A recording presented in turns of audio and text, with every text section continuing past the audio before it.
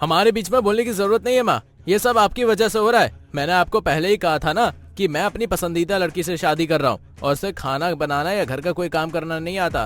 फिर आप लोगों ने उससे काम करने के लिए क्यों कहा? तो माँ से चिल्लाकर कैसे बात कर रहा है? तुझे अपनी पत्नी को समझाना चाहिए ना। अगर माँ ने उसे काम करने के लिए कह दिया तो क्या इसमें वो छोटी हो गई? भैया आप मेरी पत्नी के बारे में कुछ नहीं बोल सकते। अगर आपको इतना ही बुरा लग रहा है तो आप भाभी को क्यों नहीं कहते हैं कि वो घर का काम करें? राम दुलारी ने अपने छोटे बेटे गोपाल की कुछ ही दिनों पहले शादी की थी। सब कुछ अच्छा चल रहा था, लेकिन गोपाल की पत्नी महिमा के आने के बाद घर में कलेश होना शुरू हो चुका था। तुम्हें मैंने पहले ही बताया था कि मुझे खाना पीना बनाना नहीं आता, फिर मुझे माँ जी खाना बनाने के लिए क्यों कहती हैं? थोड़ा बहुत तो तुम्हें किचन में माँ का भाभी का हाथ बटाना होगा, वरना उन्हें भी लगेगा कि तुम बैठकर खा रही हो। तुम्हें पता है ना मैं पढ़ी लिखी हूँ, कोई गवार नहीं जो मुझे ससुराल वालों का नौकर बनकर रहना पड़े। गोपाल की पत्नी महिमा गोपाल से झगड़ रही होती है। तभी वहाँ राम दुलारी का आना होता है। बेटा गोपाल, क्या बात हो गई जो इतना शोर मचा रखा है? बाहर तक आवाज आ रही है। हमारे बीच में बोलने की जरूरत नहीं है माँ, ये सब आपकी वजह से हो रहा है। मैंने आपको पहले ही कहा था ना कि मैं अपनी पसंदीदा लड़की से शादी कर रहा हूँ और उसे खाना बनाना या घर का कोई काम करना नहीं आता। फिर आप लोगों ने उससे काम करने के लिए क्यों कहा? तो माँ से चिल्लाकर कैसे बात कर रहा है? तुझे अपनी पत्नी को समझाना चाहिए ना। अगर माँ ने उसे काम करने के लिए कह दिया तो क्या इसमें वो छोटी हो गई? भैया आप मेरी पत्नी के बारे में कुछ नहीं बोल सकते। अगर आपको इतना ही बुरा लग रहा है तो आप भाभी को क्यों नहीं कहते हैं कि वो घर का काम करें? अरे पूरे दिन तो वो काम करती रहती है, फिर भी किसी को उसका काम नहीं दिखता। अरे अरे, तुम दोनों आपस में लड़ना बंद करो। कोई काम नहीं करेगा, मैं घर का सारा काम कर लूंगी। वो तो सब ठीक है माँ, लेकिन हम लोग जल्द से जल्द अलग होना चाहते हैं। अगर ऐसा ही रहा तो घर में बिना बात कलेश होगा और हमें एक न एक दिन अलग होना ही होना है। अब सारी बातें सोफे पर बैठा धर्मपाल सुन रहा होता है। धर्मपाल अपने दोनों बेटों को लड़ता हुआ देख रहा था और अपनी पत्नी राम दुलारी को वो चुपचाप बेबस खड़ा देखकर धर्मपाल अब सोफे से उठता है और अपने बेटे गोपाल से कहता है, वाह बेटा वाह, इसी दिन के लिए मैंने तुझे पाल पोस कर बड़ा किया था, पढ़ाया लिखाया था कि तू शादी करते ही अपनी पत्नी के साथ अलग हो जाए। और हमारा क्या, हम दोनों तो तुम दोनों के आश्रय से ही जी रहे हैं ना। अगर पिताजी ये अलग होना चाहता है तो ठीक है। मैं भी काफी समय से सोच रहा था कि इसकी शादी के बाद हमें अलग होना ही होगा, क्योंकि इसकी और मेरी कभी नहीं बनती। हाँ हाँ, मुझे भी आपके साथ रहने का कोई शौक नहीं है। और हाँ, रही बात पिताजी की, तो पिताजी को मैं रख लूंगा और तुम माँ को रख लेना। अब इस पर कोई बहस नहीं होगी। ठीक है, और 3 महीने बाद पिताजी मेरे पास आ जाएंगे और माँ तुम्हारे पास चली जाएगी। इस तरह हम दोनों को भी माँ और पिता की कमी महसूस नहीं होगी। हाँ, ऐसा करना ठीक रहेगा। तो आने वाले 2-3 दिनों के अंदर हम लोग शहर जा रहे हैं, तो पिताजी भी हमारे साथ चलेंगे। अपने बच्चों की बात सुनकर धर्मपाल की आंखों में आंसू आ जाते हैं और वो दुलारी की तरफ देखकर अपना सर झुका लेता है और उदास हो जाता है। गोपाल और मोहन अपने अपने कमरे में चले जाते हैं और धर्मपाल सोफे पर जाकर बैठ जाता है। तभी वहाँ राम दुलारी आती है और धर्मपाल के कंधों पर हाथ रखकर उसे बड़े प्यार से कहती है, मुझे पता है आप इसीलिए उदास हो, क्योंकि हम दोनों अलग हो जाएंगे। हमारा एक बेटा यहाँ रहेगा और एक बेटा शहर, और हम दोनों मिल नहीं पाएंगे, लेकिन हमारी फोन पर बात होती रहेगी। और देखो ना, हमारे बच्चों ने हमें ये तो नहीं कहा ना कि वो हमें वृद्धाश्रम छोड़ रहे हैं या फिर हमें कहीं और छोड़कर अपनी जिंदगी अकेले जी रहे हैं। सच में तुम खुश हो? हम दोनों अलग हो रहे हैं। मैं तो तुम्हारे बिना नहीं रह पाऊंगा। मुझे तुम्हारी आदत है राम दुलारी। हम दोनों एक दूसरे के साथ रहने के लिए बच्चों का दिल भी तो नहीं दुखा सकते ना। उन्होंने कितने प्यार से हम दोनों को रखने का फैसला किया है। राम दुलारी इतना बोलकर वहाँ से नम आंखों के साथ चली जाती है, लेकिन वो मन ही मन तो बहुत उदास थी। अब 2 दिन बाद गोपाल और महिमा शहर जाने के लिए अपनी पैकिंग कर चुके थे और गोपाल देर शाम अपने पिता से कहता है, पिताजी मेरी तरफ से सारी पैकिंग हो चुकी है। आपने भी अपनी पैकिंग अब तक कर ही ली होगी। मैं कहीं नहीं जा रहा हूँ, मैं यहीं रहना मंजूर करूंगा, लेकिन तुम्हारे साथ नहीं आ सकता। लेकिन क्यों? मैंने तो फैसला कर लिया है ना कि आप मेरे पास रहोगे और अगले 3 महीने बाद माँ मेरे पास रहेंगी। मैंने इनकी पैकिंग कर दी है बेटा, और कल सुबह तुम्हारे साथ तुम्हारे पिता जरूर जाएंगे। धर्मपाल अभी भी उदास था और अब अगली सुबह धर्मपाल अपने छोटे बेटे और बहू के साथ शहर के लिए रवाना हो जाता है।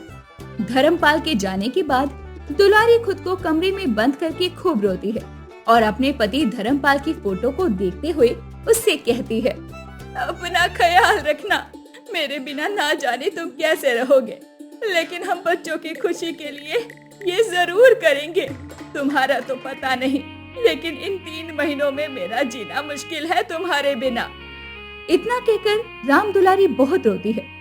इधर देर शाम होने के बाद राम दुलारी का बेटा मोहन और बहू बाहर खाना खाने के लिए जा रहे होते हैं, वो भी अपने 8 साल के बेटे अमित के साथ।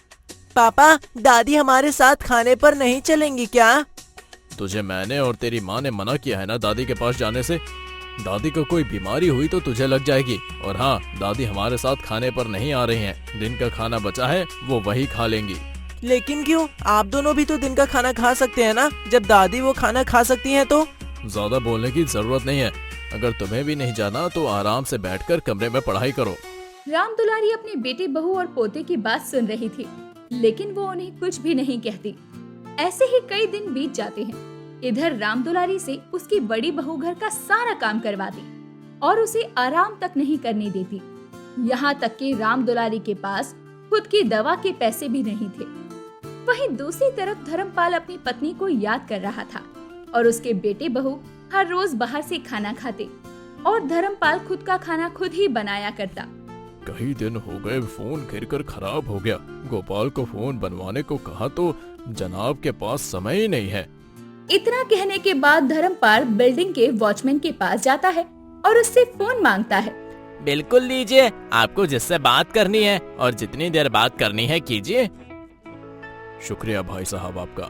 मुझे अपनी पत्नी से बात करना है।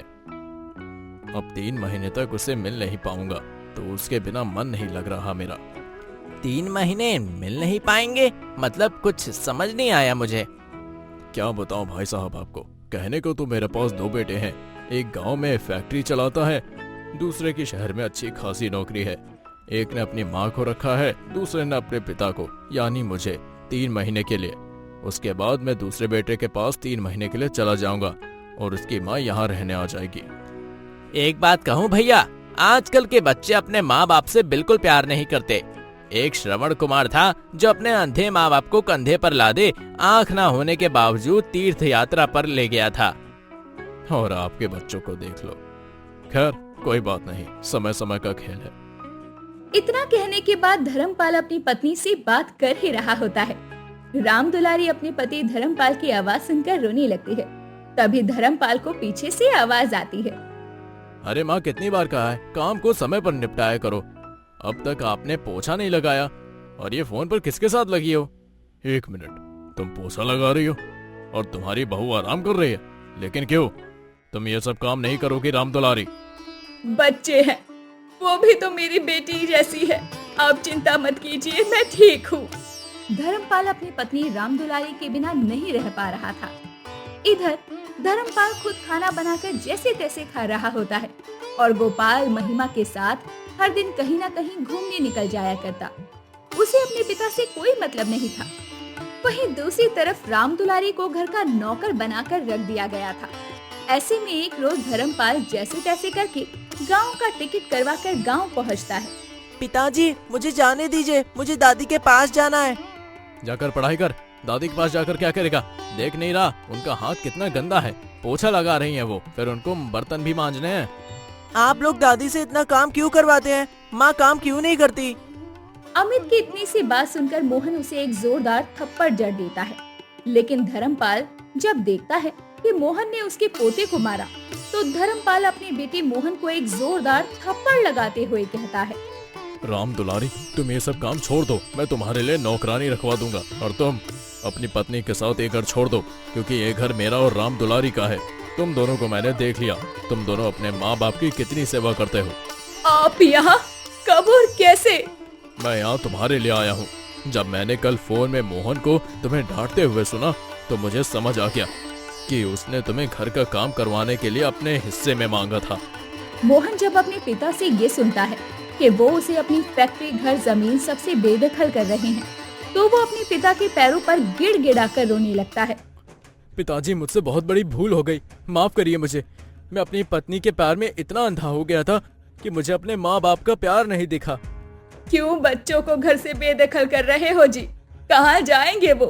कहीं भी जाए मुझे मतलब नहीं। जिस तरह से उन्होंने तुम्हें परेशान किया है, मुझे घर से शहर भिजवा दिया और वहाँ वो लाड साहब तो मुझे पूछ भी नहीं रहे थे, और उनका यहाँ कोई लेना देना नहीं। शहर में उसकी नौकरी भी जाए तो वो वहीं रहे, लेकिन यहाँ लौट कर ना आए।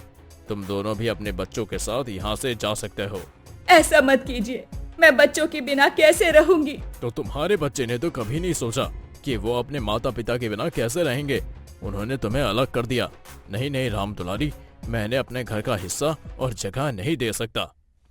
इतना कहने के बाद धर्मपाल अपनी बेटी को घर से बेदखल कर देता है, लेकिन मोहन का बेटा अमित जिद करके अपने दादा के साथ रह जाता है।